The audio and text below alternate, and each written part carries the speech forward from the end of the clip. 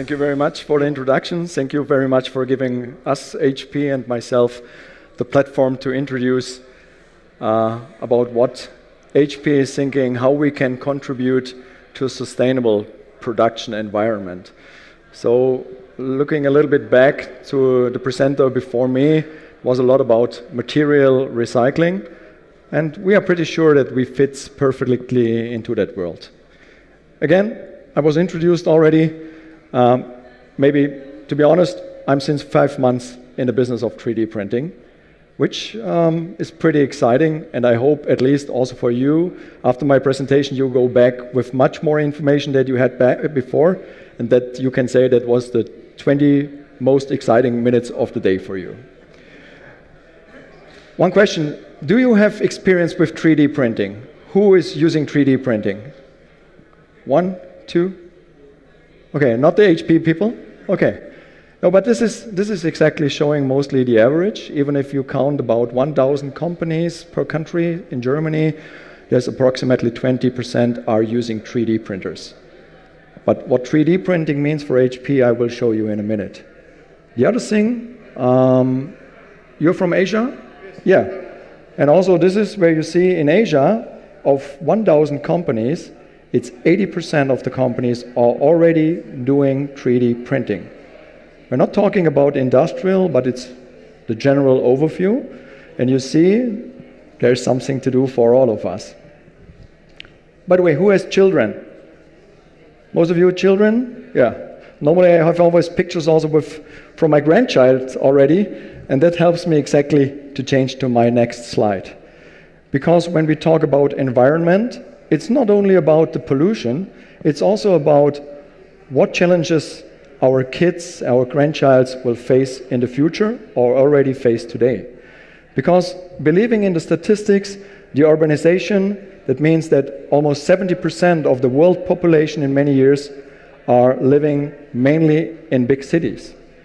The demographics, it's not new, people getting older, less young people coming back. Globalization is a big topic. If you're thinking about our kids, if they select a job in the future, by the way, they want to have us as companies feeling responsible to think about sustainability, taking care for the environment, to give them a good future. So for the employee engagement, we are really working hard to make our job and the environment a very attractive place to be. I don't want to paint black, but I think everyone is aware of that till 2025, we are using 2.3 times the resources the Earth is offering to us. It's not only what we know regarding temperature, getting all the materials out of the Earth, that we are only covering 2% of the world, that we are taking care for 70% of the solution. We think it is time to do something that we can avoid pictures like that. You ask what 3D printing can contribute to that? Well, the answer is really that 3D is a huge solution to avoid creating waste from the beginning while you produce, because we are additive. Everyone, when it's going to Industrial 4.0, if it's going to the digital factory, is talking about mainly artificial intelligence. It's talking about industrial Internet of Things and robotics. And as you heard, I worked already 20 years in the robotics, and it's a huge field of having the contributions to what we do when we start using more 3D printing. Because 3D printing is very fast in executing projects, is reducing transportation, is reducing the logistics. You have less inventory. If you're looking here in the neighborhood where the injection molding machines, you need a lot of dies for each part. You need a lot of stock, which means space needs to be air conditioned, for example. So if you switch more to 3D printing, this is also from the efficiency, less waste, but also less energy consumption in the production. So this is a great contribution of 3D printing. What effort we as HP are doing and how serious we take it, you will see in a short video on what investigations we started so far. We are who we are because we keep reinventing.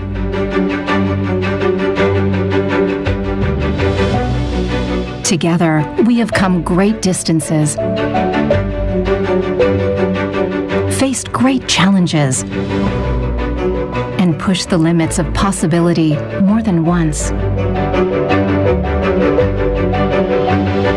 And we've done it all because we know that what we build today will shape tomorrow. That what we invest is not for us, it is for who we will become. Here, in this place, we have laid the foundations for a future in which anything is possible. A future in which we will bring innovation to life.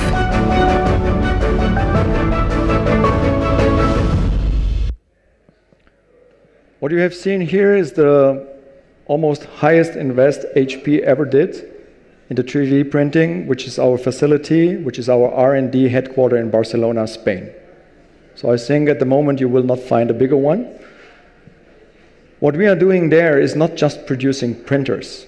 Again, and everyone is thinking on HP in printers like the one you have for paper printing or laptops. It's true, and we continue on that. But on top, we extended our range to go for 3D. And we learned that if we want to face the industrial requirements, it's not that the customers are buying a printer. The customers are buying finished parts. Maybe you do me a favor and you can take this one, you can take another one, and you can give it forward that you see and get a feeling what in 3D printing is done. So this is at the end, the final part, what the customer is asking for. He's not interested how it is produced, if it's with a machine tool, if it's with an injection molding, if it's done in a foundry die casting.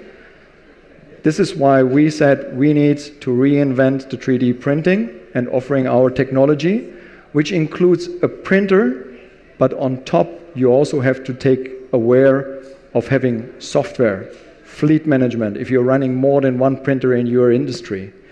We need the implementation of machine learning. We need to have expanded services, which is consultants to the customer, which is mainly, by the way, when we talk about the kids or even the engineers which are leaving the university and going into the real life, is about education. Education is a key for us in 3D printing, because all engineers almost going out of the industry, the parts you see here, they will think about, okay, I know that I need a machine tool and I need to produce this part out of 10. Aluminium, a block of aluminium, it's almost a waste because you have to cut it. Then you have several parts and then you have to assemble it. The workpiece you see here, this was printed in one step. There's no assembly needed anymore. And this is exactly what we are facing, and then for sure you need the right technology. How 3D printing is working, there's several methods. We think we have the most advanced for the industry.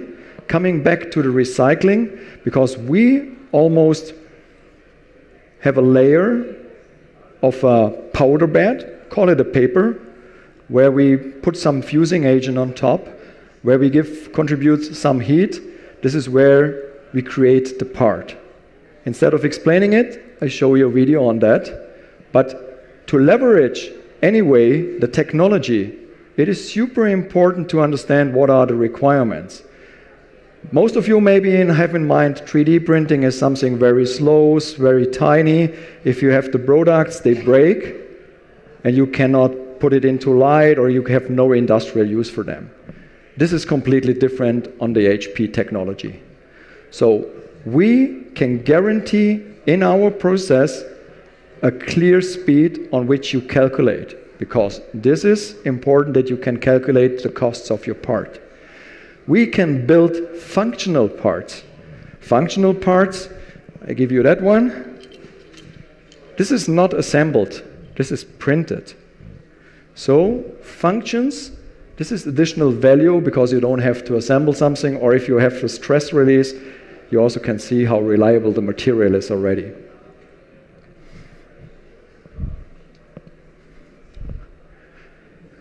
So we are continuously working on all the properties of the material. This is why it's super interesting also for us to understand what material is available.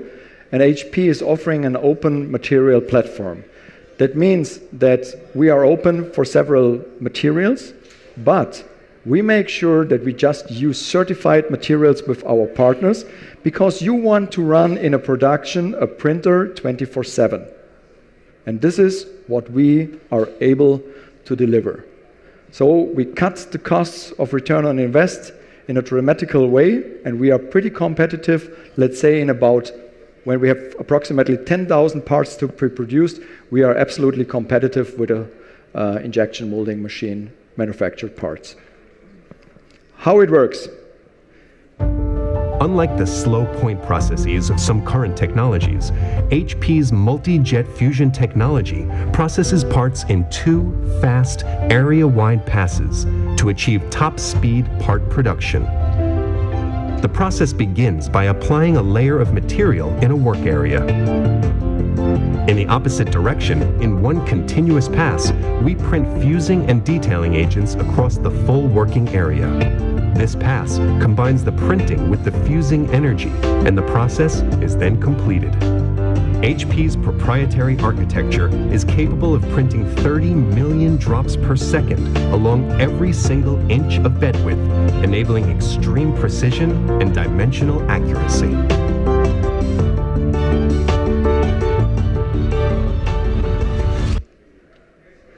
So what you can see, we are reinvented our printing process.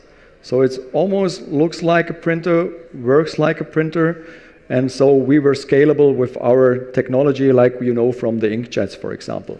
Why this is so important? Because HP in only 3 years was able to enter that market, and today we are market leader in the industrial environment by using 3D printers. So you almost have now some 3D printed parts in your hand, and I can imagine it doesn't feel 3D printed. It is a real part which can really be used, which is really reliable, but is much more clever produced with a lot of advantages. And what you have maybe seen in that video, or not seen in that video, is that all the material which you don't use will be automatically put in a recycle process in our machine. So in every process, we just have to put 20% of fresh powder and using 80% of recycled material already. So this is a huge lift when it's going to protect the environment and using less material. Where will you find already 3D printed parts? So everyone still thinks it is in a niche. Everyone still thinks it's prototyping. No. All the industries like transportation, for sure automotive industry, industrial, where you have grippers, robotics. If you go around here on the exhibition, you will see some gripper producers using already customized grippers. Very reliable. Medical devices, orthotics, but also for the dental industry, this is state of the art, I would like to say. Can you imagine how many parts are produced from HP's customers per year already? You have a guess? It's 20 million parts plus. And again, we are not talking about prototyping, something which you just check if you can do it. It is really where it's in use. It's hidden for us sometimes, but you will find parts in a car, you will find parts in an airplane for the orthotics, for the tooth industry, as well for consumer goods, where I see a lot of people with eyeglasses, where you can have customized eyeglasses, for example. When you get quality and optimal yield at industrial level OEE. When you can get to dimensional accuracy and repeatability that rivals industrial tooling, and faster. When you produce virtually isotropic functional parts. Wenn Sie die Verfügbarkeit Ihrer Produktionsmittel maximieren. You're one step closer to manufacturing the future. 当你有顶级的产出和效益。Wenn Sie exakt planbare und konstante Druckzeiten für jede Art von Bauteil erzielen. When you have centralized job tracking. And production fleet management software. When you have streamlined workflow. Wenn Sie Flexibilität und Agilität haben, ohne aufwendige Werkzeuganpassungen. You're one step closer to manufacturing the future. Wenn Sie eine größere Anzahl an Applikationen abdecken können. 当你可以建立更多高重复性使用的材料进入市场。When you can address sustainability. With lower carbon footprint parts. You're one step closer to manufacturing the future. Little by little, part by part. Day after day.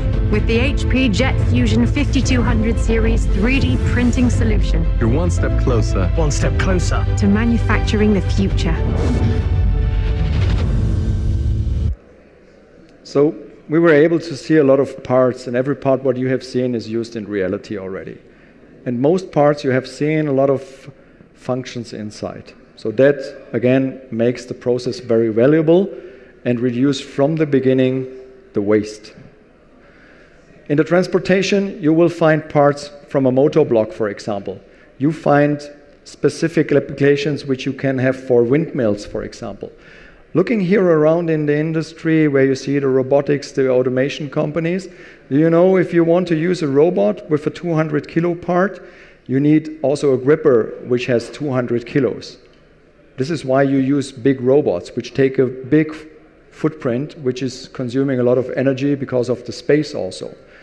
If we can have more 3D printed grippers with the same resistance, with the same capability for payload, but only with half of the weight, you can use smaller robots. That means you can fit into your installation everything much closer, saving space. Just as an idea in case you are from that industry. If you want to have dies, you can produce by 3D printing also dies, because if you have spare parts for old machines to produce, you do not even have the dies anymore. And you can do them in less than 30 hours. You will be ready to produce something new. And you don't have to put everything on stock. You can save a lot of stock. Stock, again, is space. Space is always limited and very expensive. You can make customized grippers, as we said. We have this aligner, and only this customer on top, which is making this specific aligners, is producing, what I understand, 50,000 parts per day. So in one print, and this is the interesting case, is that there could be your prints, my prints, and all specific, but in one shot, let's say. So specifically customized solutions. Same if it's when you're going for using different materials for shoe inlets or for specific consumer goods topics. So why we again think that we contribute so much to avoid having more waste is again the last part to give around. This one is the aluminium. Out of a full aluminium block, I learned I have to stay on this side, which is totally 350 grams. You use a machine tool to get that dimension. If you use a simple print, we stay still with 80 grams. We have no functionality on top. If we print it in that way, start here this time. We reduce already to 55 grams, and someone has the other part where when we're going a topologic design, we are even eliminating down to 23 gram with the same properties. And this is a lot of saving, and even from the time we can produce such parts, it's dramatically faster.